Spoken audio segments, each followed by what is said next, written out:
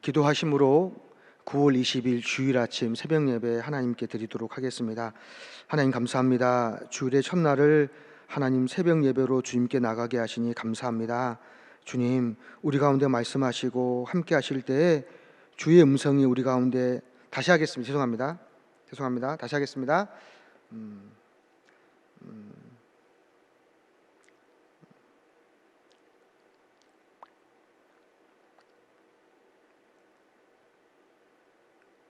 그냥 멘트부터 시작하겠습니다. 하나님 감사합니다. 오늘도 저희에게 말씀으로 함께 하시려 찾아와 주시니 감사합니다. 어느 상황 가운데 있을지라도 주의 음성을 듣게 하여 주시고 주의 동행하심을 날마다 느끼는 우리의 복된 삶이 될 수 있도록 주님 인도하여 주옵소서. 말씀으로 역사하여 주시고 기도에 응답하여 주시옵소서. 감사드리며 예수 그리스도의 이름으로 기도합니다. 아멘. 찬송가 456장 거친 세상에서 찬양하겠습니다.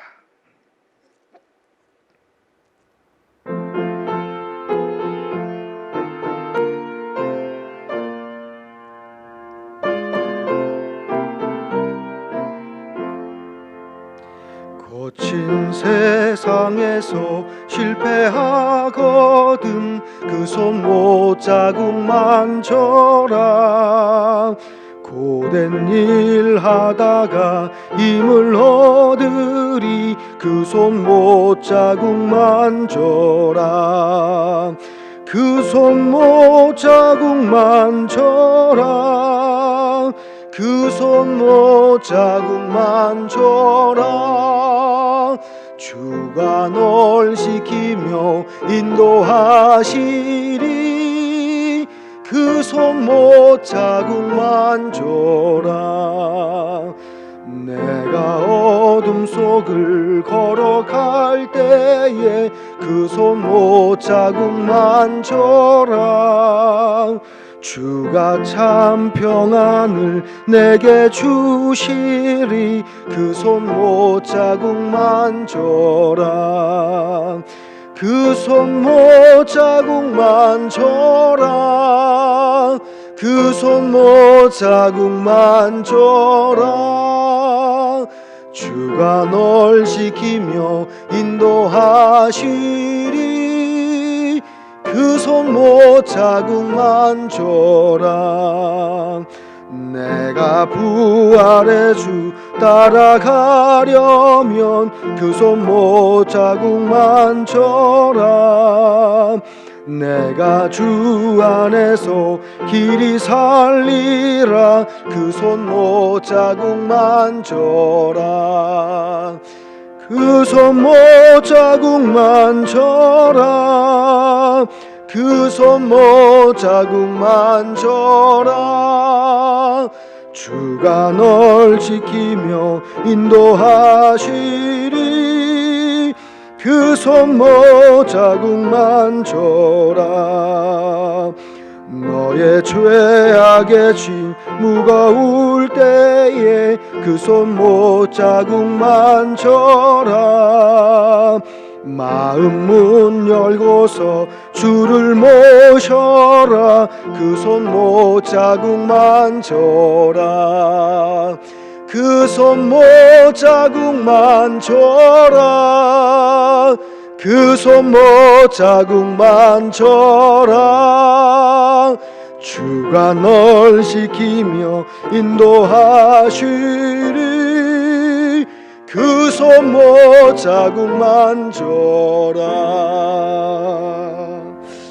아멘. 하나님께서 오늘 우리에게 주실 말씀은 예레미야 34장 1절로 7절까지의 말씀입니다. 구약성서 1107쪽에 있는 예레미야 34장 1절로 7절까지의 말씀, 이 말씀을 제가 봉독하여 올리도록 하겠습니다. 바벨론의 느부갓네살 왕과 그의 모든 군대와 그의 통치 하에 있는 땅의 모든 나라와 모든 백성이 예루살렘과 그 모든 성읍을 칠 때에 말씀이 여호와께로부터 예레미야에게 임하여 이르시되 이스라엘 하나님 여호와께서 이와 같이 말씀하시니라. 너는 가서 유다의 스드기야 왕에게 아뢰어 이르기를 여호와의 말씀에 보라, 내가 이 성을 바벨론 왕의 손에 넘기리니 그가 이 성을 불사를 것이라. 내가 그의 손에서 벗어나지 못하고 반드시 사로잡혀 그의 손에 넘겨져서 내 눈은 바벨론 왕의 눈을 볼 것이요 그의 입은 내 입을 마주 대하여 말할 것이요 너는 바벨론으로 가리라. 그러나 유다의 스드기야 왕이여 여호와의 말씀을 들으라. 여호와께서 내게 대하여 이와 같이 말씀하시니라. 내가 칼에 죽지 아니하고 평안히 죽을 것이며 사람이 너보다 먼저 있은 내 조상들 곧 선왕들에게 분향하였던 것 같이 내게 분향하며 너를 위하여 애통하기를 슬프다 주여 하리니 이는 내가 말하였음이라. 여호와의 말씀이니라 하시니라. 선지자 예레미야가 이 모든 말씀을 예루살렘에서 유다의 스드기야 왕에게 아뢰니라. 그때 바벨론 왕의 군대가 예루살렘과 유다에 남은 모든 성읍들을 쳤으니 곧 라기스와 아세가라 유다의 견고한 성읍 중에 이것들만 남았음이더라. 아멘. 이 말씀은 살아계신 하나님의 말씀입니다. 오늘은 끝을 아는 것은 자비입니다라는 말씀으로 하나님 말씀 함께 나누도록 하겠습니다. 예레미야는 눈물의 선지자라고 말합니다. 눈물 없이는 선지자의 사역을 감당할 수 없기 때문에 모든 선지자가 눈물을 흘리는 것이겠지만 특별히 예레미야를 눈물의 선지자라 칭하는 이유는 예레미야처럼 온 몸으로 고통을 맞으며 눈물로 하루하루를 보냈던 선지자 또한 없기 때문에 그렇습니다. 예레미야가 말씀을 전하는 장소는 언제나 현장이었습니다. 백성과 괴리된 장소가 아니라 백성들 속에서 백성들과 함께 고난을 겪었습니다. 백성들과 동일한 고난의 그 자리에서 하나님의 말씀을 전하는 주의 말씀을 맡아 하나님의 말씀을 전하는 주의 종이었다라는 것이지요. 하나님께서 예레미야를 부르실 때 예레미야는 그 부르심에 감히 아멘이라 즉각적으로 반응할 수가 없었습니다. 슬픕니다. 나는 아이라 말할 줄을 모릅니다. 그렇게 고백할 수밖에 없었습니다. 부족하고 부끄러웠기 때문이겠지요. 그때 하나님은 그의 손을 예레미야의 입에 대시며 예레미야 1장 9절의 말씀에 있는 것처럼 내 말을 내 입에 두었노라 말씀하시면서 그의 입술과 그의 모든 것을 정결케 하여 하나님의 말씀을 온전히 증거할 수 있도록 해 주셨습니다. 하나님은 예레미야를 통하여 어떤 때는 백성들에게, 어떤 때는 선지자들에게, 어떤 때는 제사장들에게, 그리고 왕들에게 그 말씀을 전하도록 하셨습니다. 오늘 본문은 왕 시드기야에게 하나님의 말씀을 전하는 그런 본문이죠. 그렇다면 하나님은 어떤 상황 가운데서 이와 같은 말씀을 전하고 계신 것일까요? 하나님은 어떤 상황에서, 오늘 이 말씀 속에서 예레미야가 시드기야와 이 백성들 가운데 이스라엘에 과연 어떤 상황들이길래 하나님은 오늘과 같은 말씀을 전하여 주실까? 오늘 우리는 이 말씀을 통하여서 오늘 하나님께서 저와 여러분에게 주시는 말씀이 무엇인지 상고해 보도록 하겠습니다. 당시 남유다는 풍전등화와 같은 위기의 상황이었습니다. 주전 588년 바벨론 왕 느부갓네살 왕은 연합군을 이끌고 유단을 침공하였습니다. 바벨론 왕만 오는 것이 아니라 바벨론이 다스리고 있던 주변에 있는 나라들로부터 군대를 모아서 유다를 치러 온 것입니다. 예루살렘은 포위되었고요, 함락되기 직전이었습니다. 바로 그때 오늘 말씀에 있는 이 시드기야가 남유다의 왕이었다라는 것이죠. 그런데 우리는 이 시드기야가 처한 오늘의 이 상황 전에 바벨론이 이스라엘 백성 남유다를 포위하기 그 전에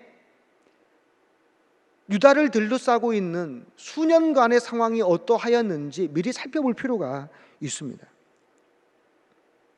직전 왕이었던 여호야김과 여호야긴이 과연 주변 그 정세 속에서 어떠한 외교 정책을 취하였는지를 통하여서 지금 이 시드기야가 처하고 있는 상황을 우리는 추론하며 과연 하나님께서 이 시드기야에게 어떻게 말씀하시는지를 볼 수 있다라는 것이죠. 개혁군주로 꼽혔던 이 요시야, 하나님은 요시야를 굉장히 사랑하셨습니다. 요시야는 그 시드기야의 아버지가 되는데요, 이 요시야 왕이 애굽과의 전쟁을 치르는 동안에 전쟁터에서 죽고 맙니다. 애굽과의 전쟁에서 졌기 때문에 애굽이 유다의 영향력을 행사하기 시작합니다. 그래서 이 애굽은 요시야의 아들인 여호야김을 택하여 그를 유다의 왕으로 세우죠. 때문에 그가 왕으로 받을 수 있었기 때문에 이 여호야김은 애굽에게 충성을 다할 수가 없습니다. 다할 수밖에 없습니다. 조공을 바치게 되고요, 사람을 보내기도 하고요, 완전한 속국으로 이 유다는 애굽의 그렇게 속국의 위치에 처해지게 된 것입니다. 그런데 주전 605년 이 애굽이 바벨론과 갈그미스라는 지역에서 큰 전쟁을 치르게 됩니다. 그런데 그 전쟁에서 누가 이기게 되냐면 애굽이 이기지 못해요. 바벨론이 이깁니다. 바벨론이 그 전쟁에 승리하게 되니까 어떻게 되겠습니까?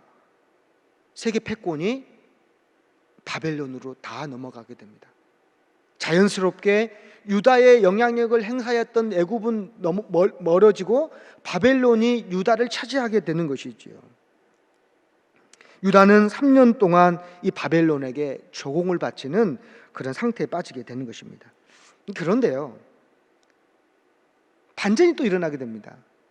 바벨론의 왕 느부갓네살이 애굽을 치려고 가다가 애굽에서 간단한 전쟁이었지만 그 전쟁에서 느부갓네살이 지게 돼요. 그 소식을 듣게 된 이 남유다의 왕 여호야김은 이때다 싶은 거예요. 지금 이 틈을 타용해서 우리가 바벨론에서 나와야겠다. 그리고 다시 애굽의 줄을 서게 됩니다. 그런데 어떻습니까? 그게 얼마 가지 않습니다. 얼마 가지 않자 다시 바벨론이 애굽을 치게 되고 정말 이제는 그 지역에서 세계 최고의 나라가 이 바벨론이 되는 것입니다. 바벨론이 배반한 그 애굽으로 돌아섰던 그 유다를 침공하기 위해서 막 다시 오는 겁니다. 바로 그렇게 돼서 새롭게 왕이 세워졌던 여호야김의 아들이 왕이 되어 있었는데 그가 바로 여호야긴인데요, 그 여호야긴을 사로잡아 바벨론을 끌고 가버립니다. 왕이 된 지 3개월밖에 되지 않은 어린 왕 그 여호야긴을 붙잡아 바벨론으로 끌고 가 버린 것이죠. 어쩔 수 없이 유다는 다시 바벨론에게 넘어가고 맙니다. 그때 바벨론 왕 느부갓네살이 오늘 말씀에 등장하는 시드기야를 여호야김의 동생이기도 하고 여호야긴의 숙부인 이 시드기야를 이스라엘의 남유다의 새로운 왕으로 옹립하고 떠나게 되는 것입니다. 역시 그런데요, 사람은 망각의 동물인 것 같습니다. 애굽에 의해서 왕이 세워지기도 하고 바벨론에 의해서 왕이 세워지게 되는 그 남유다의 마지막 그 역사의 그 순간에 사람은 망각의 동물인지 실수를 동일하게 반복하게 되는 겁니다. 시드기야도 그의 형처럼 그를 왕으로 세웠던 이 바벨론을 배신하게 됩니다. 요아겜의 배신을 당한 바벨론, 또다시 시드기야에게 배신을 당한 것이죠. 그래서 느부갓네살 왕은 다시 예루살렘을 침공하게 되는 것입니다. 시드기야의 잘못된 판단으로 인하여서 온 나라가 전쟁의 불길 가운데 빠지게 된 것입니다. 역사는 반복인 것이죠. 지도자의 잘못된 판단과 어리석음은 개인뿐만 아니라 공동체를 위험에 몰아넣는 그런 경우를 우리가 많이 보았는데 오늘 말씀 속에서도 동일한 그러한 어려움 가운데 빠지는 것을 보게 됩니다.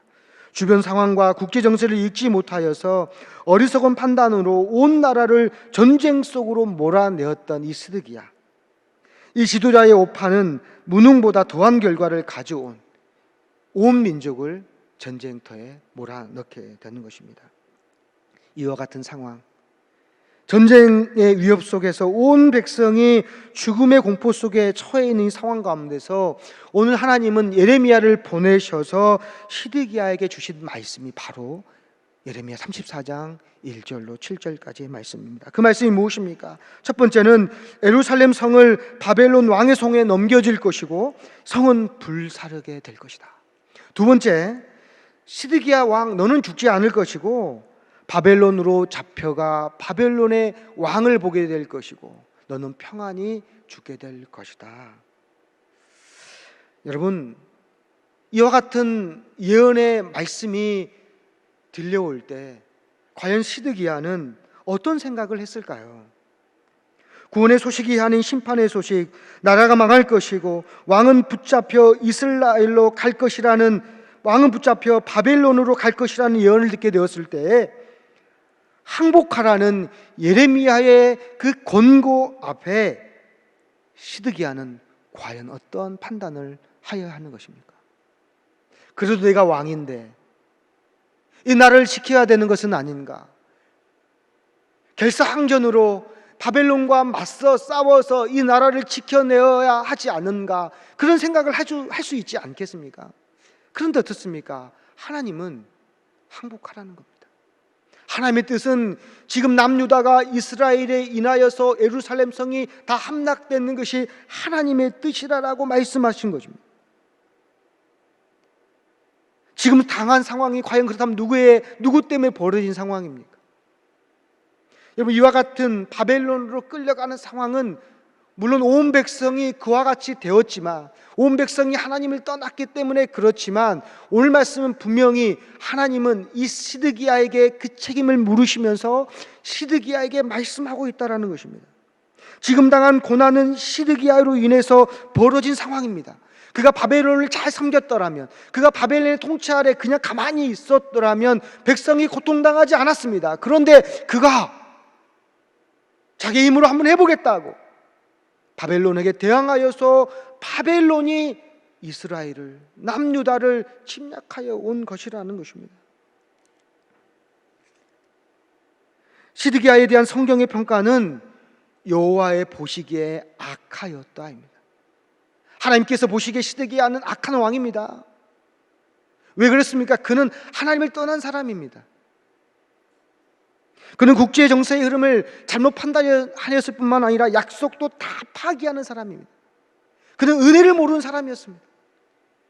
그를 세운 사람이 바벨론인데 바벨론이 져버렸습니다. 그 무슨 말입니까? 하나님은 동일하게 시드기야에게 말씀합니다. 너를 왕으로 세운 건 사실은 하나님이다. 나 여호와가 너를 왕으로 세웠는데 너는 왜 그 왕 하나님을 배반하였는가? 바벨론을 통하여 하나님이 말씀하고 있는 것이라는 것이죠. 예레미야를 통하여서 쉼 없이 하나님의 말씀을 예레미야에게 전하였습니다. 그렇게 살면 안 된다, 하나님께 돌아오라. 예레미야 선지자를 통하여서 하나님은 시드기야와 그 땅의 백성들에게 수없이 선포하였습니다. 그런데 시드기야는 역대한 말씀에서 기록하였던 것처럼 겸손하지도 않았고요, 목을 곧게 하여 마음을 완악하게 하여 그가 통치하는 이스라엘 모든 백성이 하나님께 돌아오는 것을 그가 스스로 다 막아버렸습니다.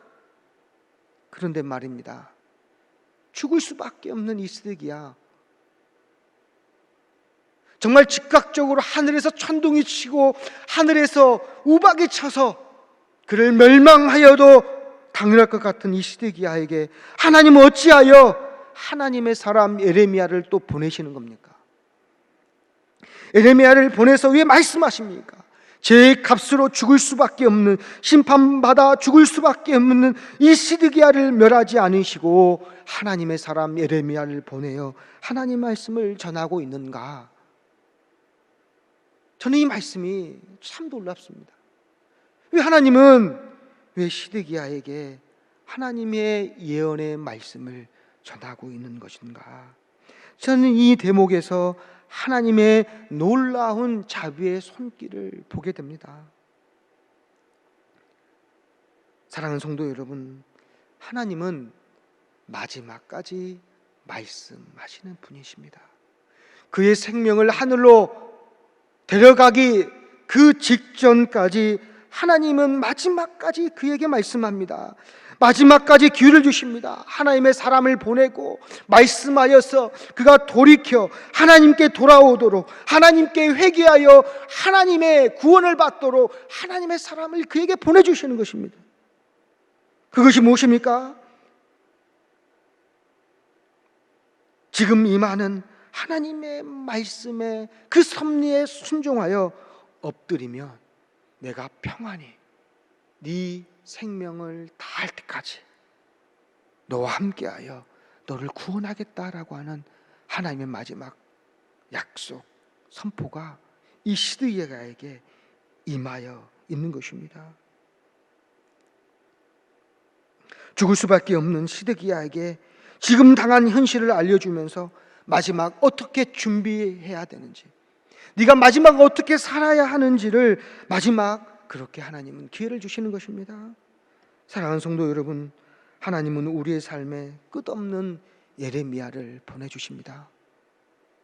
우리가 혹 잘못 살았을다 할지라도, 우리가 하나님을 배반하여서 각기 제 갈 길로 갔더라도 하나님은 마지막 그 순간에 예레미야와 같은 사람을 보내주십니다.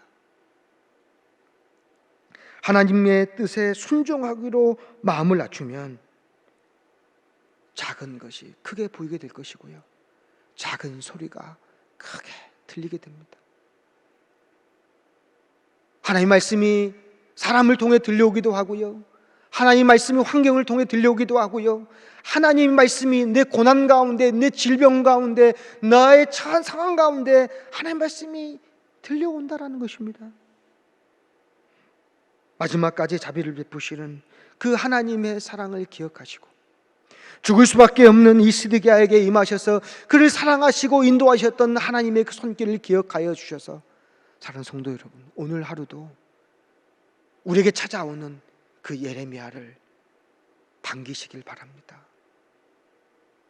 나에게 들려오는 그 음성, 내가 듣고 싶지 않았던 음성일지라도 나에게 찾아오시는 그 예레미야의 음성을, 그 예레미야의 그 발길을 거절하지 마시고, 아멘, 내가 주의 말씀에 따르겠습니다, 아멘, 내가 주의 말씀에 순종하겠습니다, 그렇게 고백하는 저와 여러분의 삶이 되기를 축복합니다.